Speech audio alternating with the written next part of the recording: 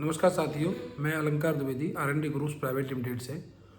इस वीडियो को बनाने का तात्पर्य ये है कि अभी भारत सरकार और राज्य सरकार के द्वारा एक संयुक्त सोलर के लिए पैकेज निकला हुआ है, सब्सिडी स्कीम निकली हुई है।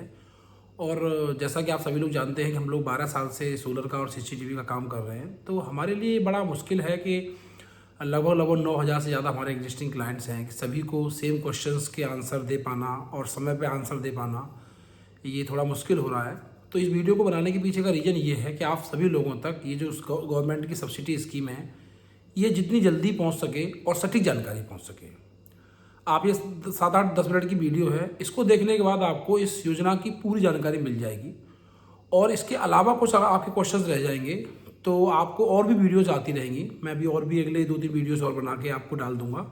आप इसमें जो यूट्यूब चैनल है इसको आप सब्सक्राइब कर लीजिएगा और कमेंट में लिख दीजिएगा कि आपके क्या डाउट रह गए और आपकी क्या क्या क्वेरीज हैं जिनके आंसर आपको इस वीडियो में नहीं मिल पाए हैं।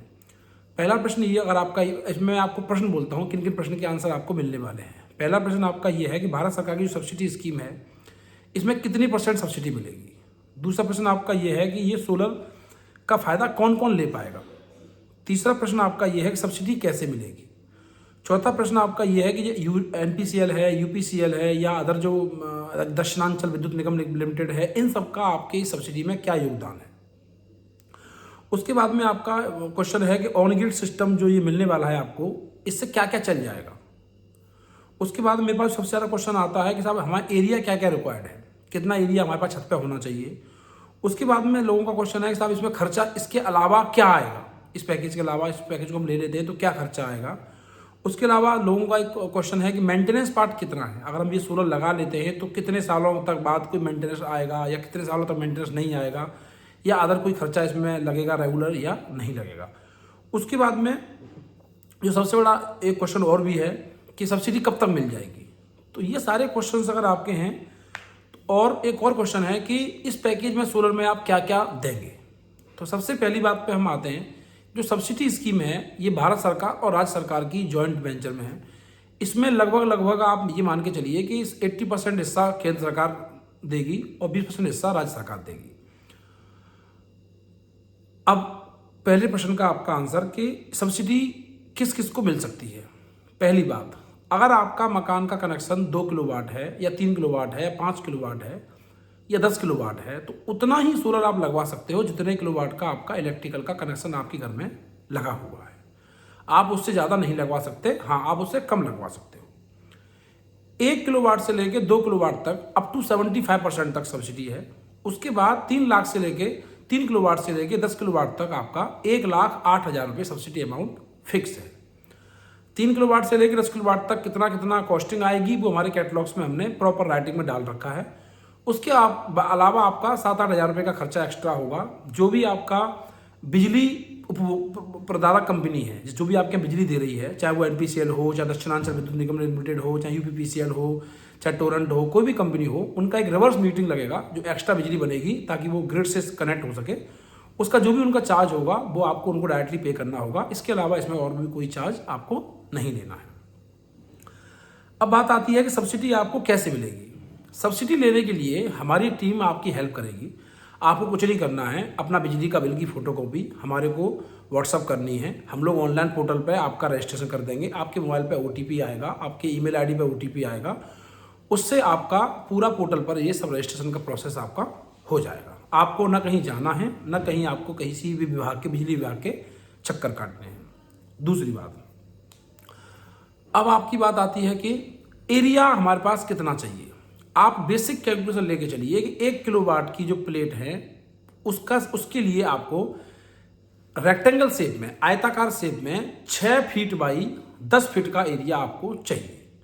अगर आपको 10 किलोवाट के लिए मैं बता देता हूँ, 10 किलोवाट के लिए अगर आपका 60 मीटर का भी मकान है तो भी आपके लिए एरिया पर्याप्त हो जाएगा। अब इसके बाद आते हैं साहब, क्वेश्चन है कि ऑन ग्रिड सिस्टम, हम मान लीजिए हम 3 किलोवाट लगवा रहे हैं तो इस पर लोड क्या क्या चल जाएगा। ये बहुत ज़्यादा पूछा जाने वाला क्वेश्चन है। मैं आपको बता दूं, ये सिस्टम का आपके लोड से कोई मतलब नहीं है। आप लोग नोट कर लीजिए कि 1 kilowatt per day geographical location of NCR में एवरेज जो एनुअल निकल के आएगा वो 1 kilowatt 4 unit per day generate करेगा। फॉर एन एग्जाम्पल, अगर आपने 5 किलोवाट सोलर लगाया हुआ है तो 4 × 5 20 यूनिट पर डे आपका बनाएगा। ये एवरेज आपका निकल के आएगा ही आएगा। आपने 10 किलोवाट लगाया हुआ है तो 4 × 10 आपका 40 यूनिट का आपका एवरेज निकल के आ जाएगा। अब इसके बाद अब लोड आपका कितना ही हो, लेकिन यूनिट इतने बनाएगा। अच्छा, मैं आपको और इसमें थोड़ा सा ब्रीफ कर समझा देता हूँ। जो ये आपका सोलर इन्वर्टर है, पहले ये आपकी सोलर से बनने वाली एनर्जी को ही कंज्यूम करेगा। अगर एनर्जी बच जाएगी तो वो आपके ग्रिड में दे देगा, जिसका आपको मंथली जो बिल आएगा उसमें से यूनिट आपके डिवाइड हो जाएंगे। ठीक है। इसके अलावा मैं आपको बता देता हूं, चौथा क्वेश्चन आपका और अदर क्वेश्चन में मेंटेनेंस पार्ट क्या है। इसमें किसी प्रकार का कोई मेंटेनेंस पार्ट नहीं है, क्योंकि इसके अंदर भारत सरकार ने एक पूरा स्टैंडर्ड प्रोटोकॉल डिजाइन कर रखा है कि आपको पैनल जो लगवाने हैं वो उनके सर्टिफिकेट्स, वो ये सर्टिफिकेट्स होने चाहिए, और वो बड़ी एमएनसीज, बड़ी कंपनियों के जो सोलर कंपनियां हैं उन्हीं पर वो रजिस्टर्ड हैं, और उन्हीं कंपनियों के पैनल आप लगाओगे तो आपको सब्सिडी मिलेगी। इसलिए इसमें कोई भी वेंडर आपसे चीट नहीं कर सकता। दूसरा बात, इन्वर्टर का जो सोलर इन्वर्टर है ऑन ग्रिड वाला, उसके लिए भी सर्टिफिकेशन रिक्वायर्ड है।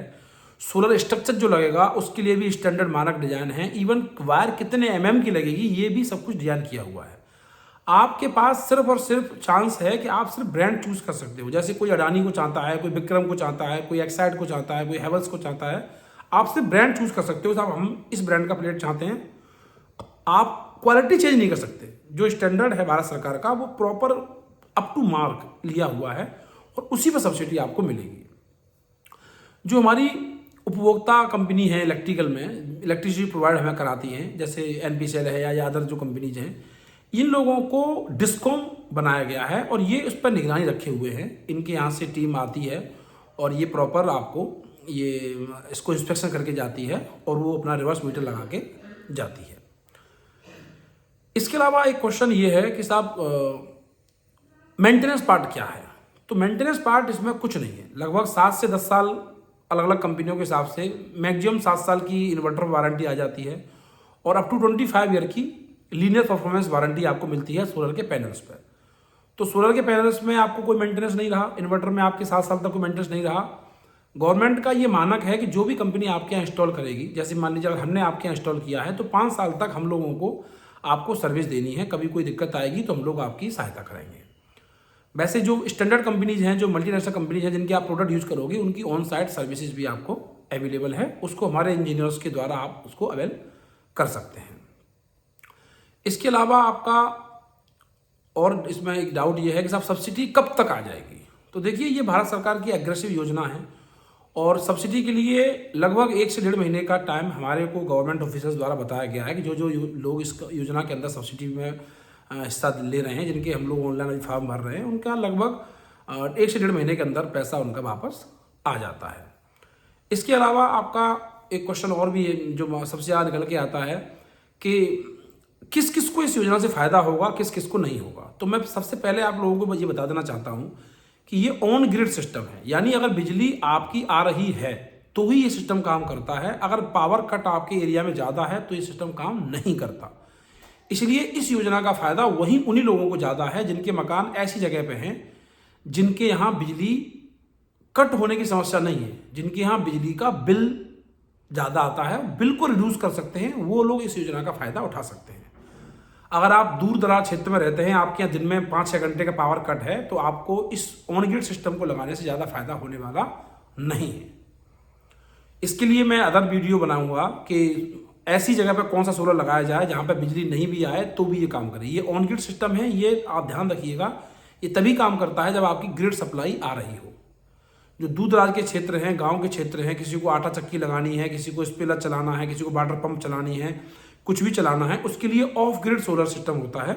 वो मैं अगली वीडियो में आपको बना के डाल दूंगा कि ऑफ ग्रिड सिस्टम क्या है और उसको कैसे आप लगवा सकते हैं, आप लोड कैसे कैलकुलेट कर सकते हैं कि आपको कितने किलोवाट का सोलर लगाना चाहिए। वो एक बहुत बड़ा विषय है। मैं अभी इस विषय में सिर्फ ऑन ग्रिड के बारे में आपको जानकारी दे रहा हूँ। इसके अलावा मुझे लगता है कि आपके डाउट्स क्लियर हो गए होंगे, और अगर इसमें कोई डाउट आपका बचता भी है तो आप मुझे लाइक कर दें, इस चैनल को सब्सक्राइब कर लें और नोटिफिकेशन आप ऑन कर लें। तो और मुझे व्यक्तिगत तौर पे बता दें कि इसके अलावा आपका कोई डाउट अगर है तो बता दीजिएगा। इस वीडियो को बनाने के पीछे यही मकसद था कि हम ज़्यादा से ज़्यादा लोगों को जल्दी जल्दी इस मिशन के बारे में बता दें, ताकि लोगों को इसकी जानकारी हो जाए और लोग जल्दी जल्दी अप्लाई करके इस सुविधा का फ़ायदा उठा सकें। Thank you. नमस्कार।